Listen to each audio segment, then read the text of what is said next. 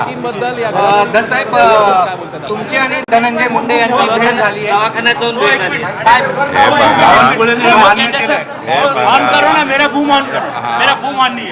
धनंजय मुंडे यांचं ऑपरेशन झालेलं आहे। त्या दिवशी रात्री त्यांना दवाखान्यात ॲडमिट केलं। दुसऱ्या दिवशी झाकून लपून नाही, दिवसा म्हणजे मी त्यांच्या स्वतःच्या निवासस्थानी भेटायला गेलेलो। त्यांच्या निवासस्थानी भेटलं, तब्येतीची विचारपूस करायला। तब्येतीची विचारपूस आणि लढा हे दोन वेगवेगळे प्रकार आहेत। लढ्यामध्ये आम्ही त्यांच्या विरोधातच राहणार, फक्त तब्येतीची विचारपूस करायला गेलो तर त्याच्यात गजब करण्यासारखं काय आहे? 4.5 तास भेट होती, बावनकुळे आणि तुमची पण भेट झाली। माझा आणि बावनकुळे साहेबांची आता भेट होईल। तुम्ही बावनकुळे साहेब आणि माझी आता भेट होईल। बावनकुळे साहेब असं म्हणाले, हे साफ चुकीचं आहे। बावनकुळे साहेब असं म्हणाले की माझी धनंजय मुंडे आणि धस यांची 4.5 तास हे तुम्ही त्यांनाच बोला, मला विचारू नका।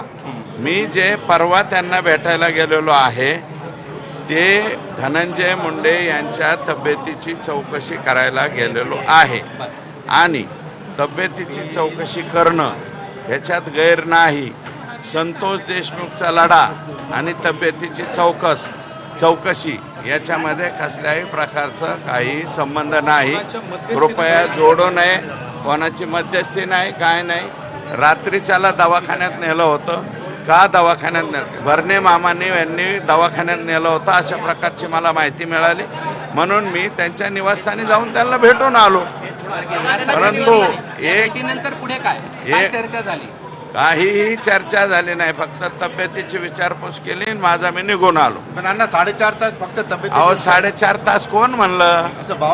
बावनकुळे साहेब म्हणले तर बावनकुळे साहेबांना विचारा, मला विचारू नका। माझे आणि त्यांच्या निवासस्थानी भेटलो, दवाखान्यात आदल्या रात्री नेलतं, परवाची गोष्ट आहे मला वाटतं। मी भेटलो आणि भेटल्याच्या नंतर पुन्हा एकदा बाहेर आल्यावर मी काय केलंय हे तुम्हीच पाहून घ्या। पुढच्या 1-2 दिवसात आणखी नवीन काही मी सांगणार आहे, त्यावेळेस तुम्हाला कळेल। तुम्ही जे म्हणताय धनंजय मुंडेचा राजीनामा घेणार नाही, धनंजय मुंडेचा राजीनामा मागितला नाही, हे बघा, मी अजून मागितलेला नाही, मी हे पहिल्यापासून म्हणतो। त्यांचा राजीनामा कोण मागतंय? त्यांच्या पक्षाचेच लोक आणि सर्व लोक, इतर लोक जे आहेत ते राजीनामा मागतायत। त्यांचा पक्ष, त्यांचे पक्षाचे वरिष्ठ त्यांच्याबरोबर राहत आहेत आणि त्यांचा राजीनामा घेणं न घेणं हे सर्वस्वी अजितदादा पवार यांच्या हातात आहे। लढा सुरूच राहणार?